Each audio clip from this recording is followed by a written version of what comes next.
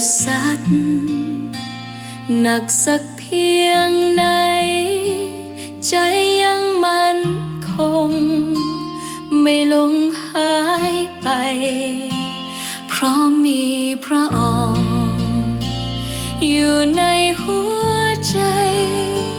คอยช่วยนำพาให้ฉันผ่านพ้นไปเพราะฉันมีพระองค์ในหัวใจ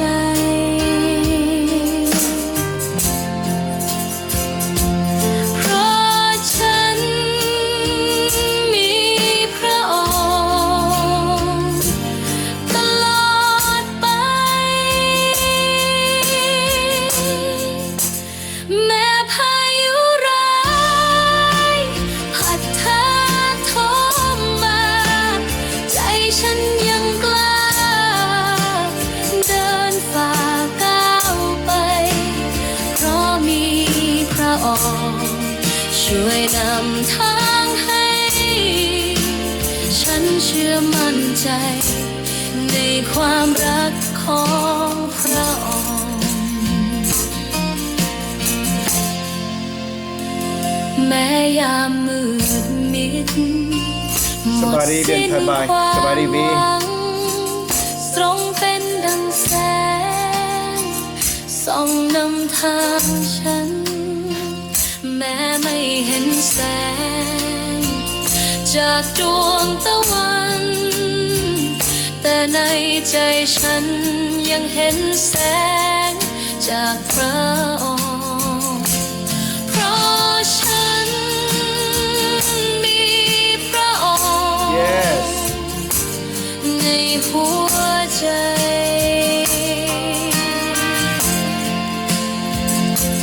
เพราะฉันมีพระองค์ตลอดไปแม้พายุร้ายพัดถาโถมมาใจฉันยังกล้า สบายดีบี เดินฝ่าก้าวไปเพราะมีพระองค์ สบายบ้านสิกินา ช่วยนำทางให้ฉันเชื่อมั่นใจในความรักของพระองค์แม้เส้นทางไกลไม่เห็นฝั่งฝันใจยังเชื่อมันทรงช่วยนำไปเพราะได้สัมพันธ์ได้ความรักด้วยใจที่ทรงมอบให้สำหรับฉันจากหัวใจเพราะฉันมีพระองค์ในหัวใจ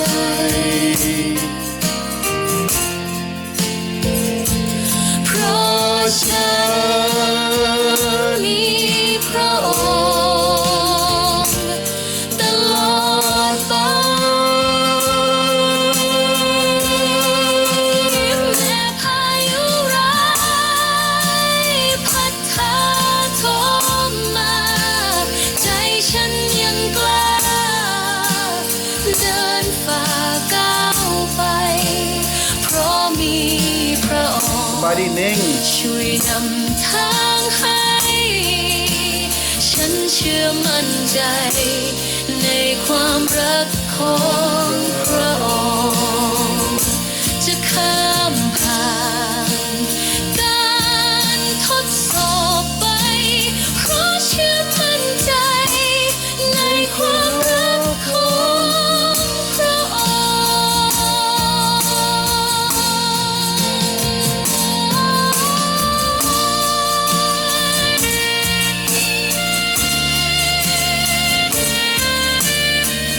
Yes เชื่อมั่นในพระองค์เท่านั้นผ่านพ้นได้ทุกอย่าง เพราะฉันมีพระองค์ในหั ใจ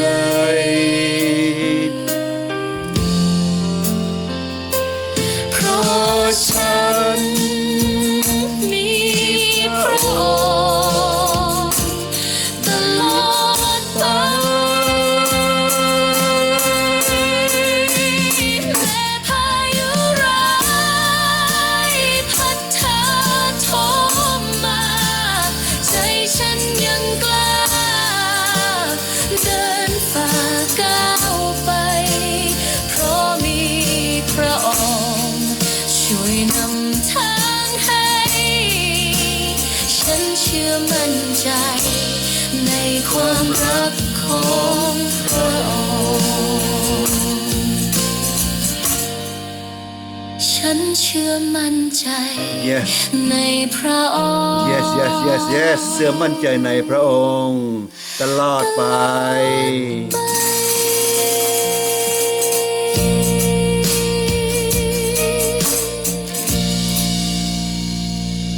สบายดีไอ้แสงวันว้าวเชื่อมั่นใจในพระองค์ตลอดไปผ่านพ้นได้ทุกอย่างเอเมนฮาเลลูยาสบายดีพี่น้องที่ฮักแพงขององค์พระผู้เป็นเจ้าตอนเช้าวันพุธนี้พบกันอีกครั้งหนึ่งและอีกเทื่อนึงอาทิตย์หน้า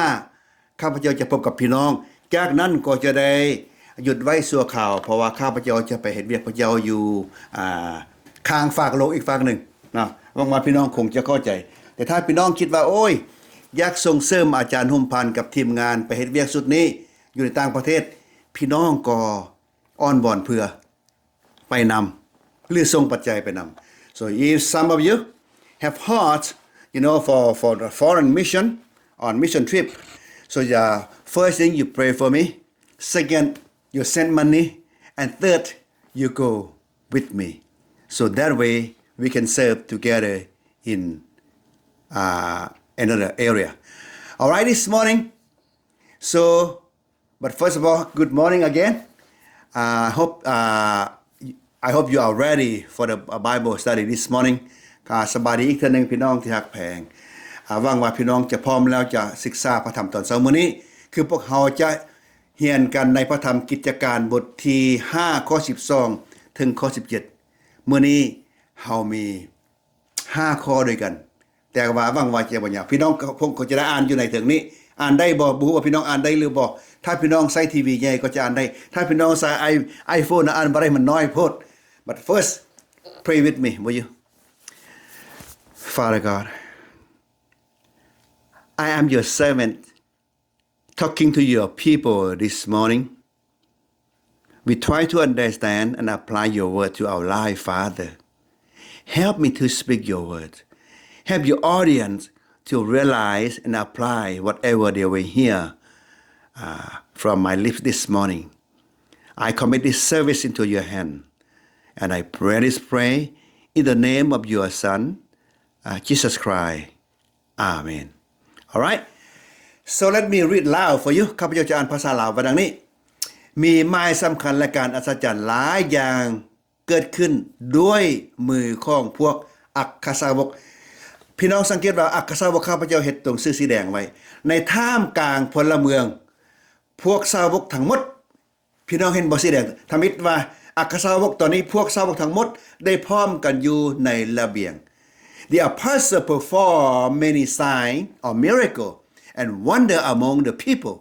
and with one accord the believers gathered together in Solomon colonnade So this let me translate for you word by word ข้าพเจ้าขออธิบายพี่น้องฟังดังนี้ So the word apostle and believer และพวกสาวกนั่นน่ะis slightly different. Apostle mean the people who see Jesus by their own eyes. But all believer or disciple, the people just follow to learn like you and me. We are disciple. ฉะนั้นพี่น้องที่รักแพงข้าพเจ้าเขียนคำว่าสาวกสีแดงหั่นน่ะคำว่าอัครสาวกและพวกสาวกภาษาลาว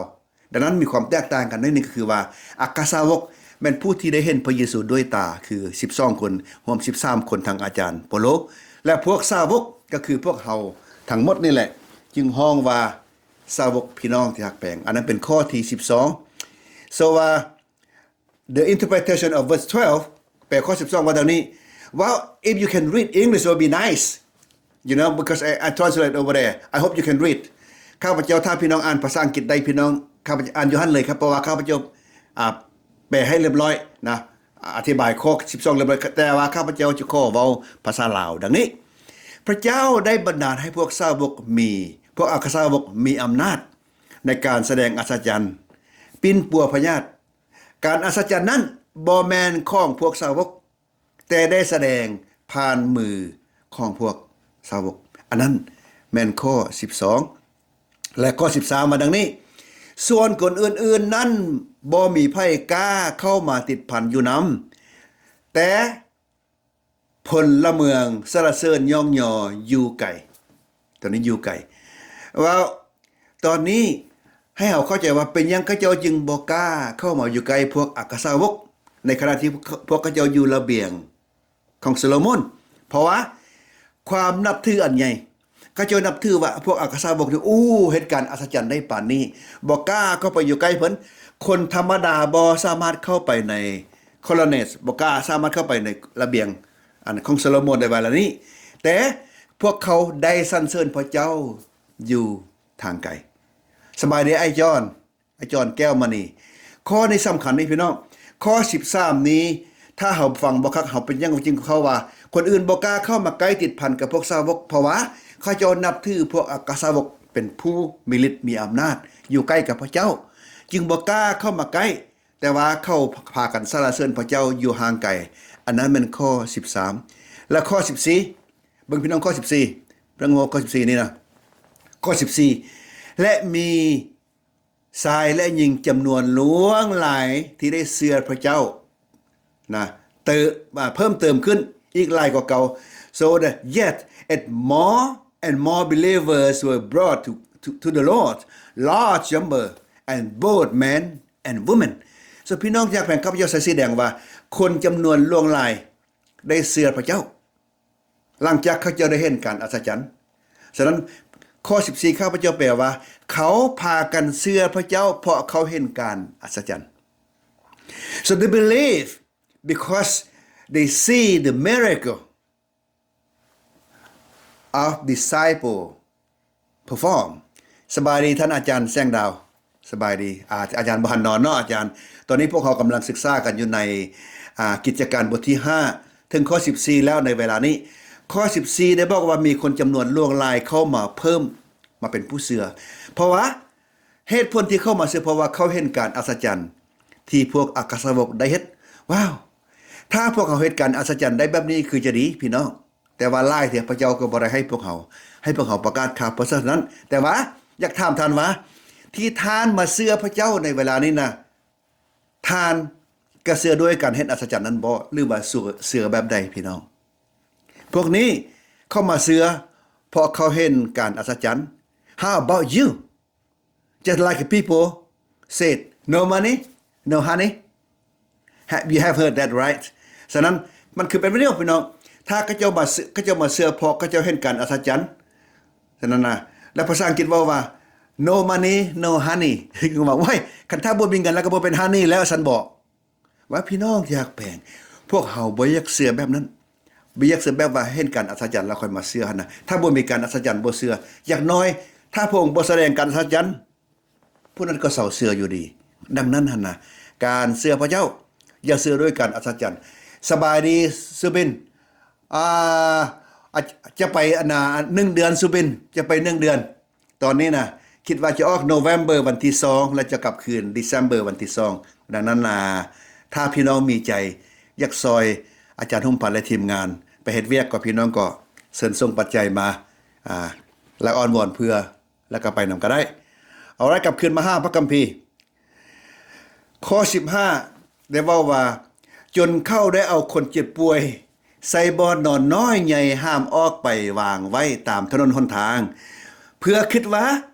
เมื่อเปโตรย่างผ่านกายไปนั้นอย่างน้อยเงาของเพิ่นก็จะทึกเขาแล้วเขาก็จะดีพะญาติ Well as the result people brought a sick into the streets and lay them on the cot and the mat so that at least Peter's shadow may fall on some of them as he passed by. So these people, you know that it's good to have miracle, but seems these people just want to be clear from disease, from sickness. But however, I want to dig deeper than that. พี่น้องที่รักแพงคนพวกนี้เมื่อเขาเห็นเปโตรมีฤทธิ์มีอำนาจการแสดงอัศจรรย์เขาจึงพามคนเจ็บคนป่วยมาวางไว้ตามแคมทางเพราะว่าคิดว่าเมื่อเวลาเปโตรย่างกายไปให้นางเงาคนพ้นจะทึกแล้วเขาก็จะดีพยาธิอันนั้นเป็นความคิดในเวลานั้นเขาอยากดีพยาธิเท่านั้นบ่หรือว่าเขาเชื่อพระเยซูอย่างแท้จริงพี่น้องที่รักแพงฉะนั้นข่าวลือได้แพร่ออกไปทั่วเมืองเยรูซาเล็มดึงดูดผู้คนจากหมู่บ้านต่างๆที่อยู่อ้อมแอมเห็นว่าเงาของเปโตรผู้เดียวจะตกใส่เจ็บคนป่วยและคนที่มีวิญญาณชั่วสิ่งเข้านั้นเขาก็จะให้ดี so this they expect when Peter passed by because they have heard about Peter from lips to lips so that they brought the sickness people on the street expectation the shadow of Peter become pass by so they were clear from the sickness this is interpret from verse 15 so อันนี้เป็นรูปภาพของข่าวประเสริฐไปฮอดบ่อนใดผู้ใดบ่อนนั้นก็จะรับความรอดพ้น so the shadow of Peter pass by is the pictures of wherever whoever have heard the gospel will be saved รูปภาพของเปโตรผ่านไปคือรูปภาพของข่าวประเสริฐพี่น้องถ้าผู้ประกาศข่าวประเสริฐไปบ่อนใดผู้ใดได้ยินข่าวประเสริฐผู้นั้นก็รับความรอดพ้นสบายดีลินสบายดีพบกันเมื่อวันอาทิตย์แล้วบ่เห็นกันนะลินเนาะอาทิตย์นี้กับอาจารย์กลับคืนมาแล้วมาฮอดแต่วันอาทิตย์ตอนค่ำพุ่นแหละดังนั้นนะพี่น้องที่รักแพงข้อ15ได้บ่งบอกว่าเปโตรไปบ่อนใดเงาไปบ่อนใดที่คนเจ็บนะเขาก็จะหายป่วยซึ่งหมายความว่าข่าวประเสริฐไปถึงบ่อนใดบ่อนนั้นก็จะรับความรอดพ้น Excuse me my allergy bother me so bad so okay let's go to verse 16 ไปข้อ16และมีคนจำนวนหลายได้ออกจากเมืองต่างๆที่อยู่อ้อมรอบกรุงนำเอาคนเจ็บป่วยมาและคนที่ทึกพี่ถอยหายเบียดเบียนและทุกคนก็ดีเป็นปกติ wait a minute พี่น้องชักแพงเบิ่งข้อ16เบิ่งมั้ย The crowd also gathered from the towns around Jerusalem bringing the sick and those that tormented by unclean spirit and all of them were healed ว้าวพี่น้องชักแพงเมื่อวันเท่านั้นได้พอแต่เงาเปโตรผ่านกายไปนะพี่น้องคนที่มีพี่สิ่งวิญญาณชั่วให้พี่สิ่งนะพี่น้องผู้ใดทึกเงาของเปโตรผู้นั้นก็ดีเป็นปกติโอ้คนป่วยก็ดีเป็นปกติพี่น้องที่รักแพงอันนี้แหละเป็นรูปภาพของข่าวประเสริฐเมื่อเวลาไปถึงบ่อนใดบ้านใดเมืองใดบ่อนหั่นก็รับความรอดพ้นคือพวกนี้นั่นแหละเปโตรผ่านกายไปเงาทึกซื่อๆก็ดีพญาติพี่ถอยหายเข้าก็ออกไปพี่นั้นก็ย่านพี่น้องที่รักแพงแต่ว่าเมื่อเวลาเฮาเฮ็ดดีเปโตรเฮ็ดดีมีคนอิจฉา so when you and me or even Peter do good someone jealous look at verse 17ฝ่ายปโลหิตกับพวกทั้งหมดของตนคือของตนก็พากันลุกขึ้นเต็มไปด้วยความเฮิงซา then the high priest and all of his associates who belong to the party of Sadducee rose up and jealousy พี่น้องที่รักแพงในการเฮ็ดดีเป็นสิไหลพี่น้องเฮาเฮ็ดดีผู้อื่นอิจฉา The religious leader did not listen and learn of the gospel message that focus on their own Messiah. Instead, they react to the apostle with violent jealousy. พวกหัวหน้าศาสนาบ่เข้าใจ บ่เอาใจใส่ในข่าวประเสริฐที่ได้กล่าวขึ้นได้กล่าวมาแล้วพระเมสสิยาได้กล่าวไว้แล้วเขาจึงอิจฉาอย่างหุนแหงเพราะเขาบ่เข้าใจในเรื่องนี้พี่น้องที่รักแพง What is the lesson for us this morning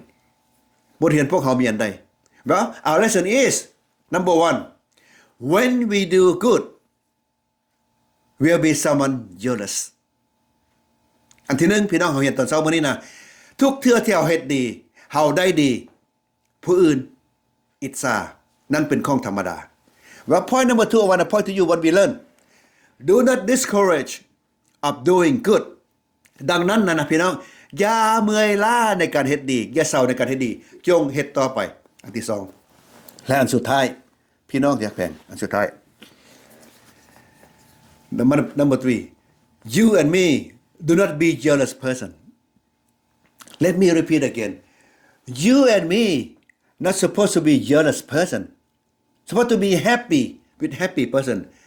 as Romans chapter 12 verse 15 said พี่น้องที่รักแพงเฮานะผู้อื่นเขาเป็นคนอิจฉาบังเบียดเมื่อผู้อื่นได้ดีดังนั้นเยซูให้เป็นเฮาเด้อพี่น้องเด้อให้เฮาเป็นคนมีความสมซื่นยินดีกับเมื่อเวลาเขาดีพญาติเขาดีพญาติพวกฟาริสัยบ่ดีใจดังนั้นนะโรมันบท12ข้อ15ได้เว้าว่าจงสมซื่นยินดีกับผู้มีความสมซื่นยินดีจงร้องไห้กับผู้ร้องไห้นั่นแม่นลักษณะของพวกเขาจะต้องเป็นอย่างนั้น Rejoice with those who rejoice weep with those who weep according to Romans chapter 12 verse 15 Well brothers and sisters I hope we learn this lesson this morning never jealous anyone who do better than us never jealous another church they're getting bigger never jealous another people they're getting richer we must be happy with them and thank God for them พี่น้องที่รักแพงบทเรียนตอนเช้าวันนี้เฮาเฮ็ดดีผู้อื่นอิจฉาแต่เฮาอย่าเป็นคนอิจฉาผู้อื่นเฮามีความสมซื่นยินดีบุตรเพิ่นใหญ่เฮาขอบคุณพระเจ้าเพิ่นมีเงินหลายเฮาขอบคุณพระเจ้าสำหรับเพิ่นดังนั้นเฮาอย่าอิจฉาเพราะการอิจฉานั้นเฮ็ดให้เฮาเจ็บแต่เขาบ่ได้เจ็บ so the jealousy if we jealous someone we are the one who get hurt they don't get hurt we don't want to hurt ourselves my brothers my sister let us pray Father God thank you for your lesson this morning Peter did good and some folk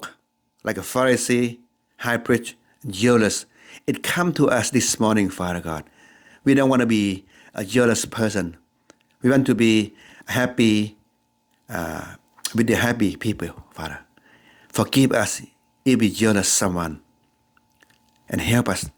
to restore our soul again and I pray this in the name of your son Jesus Christ Amen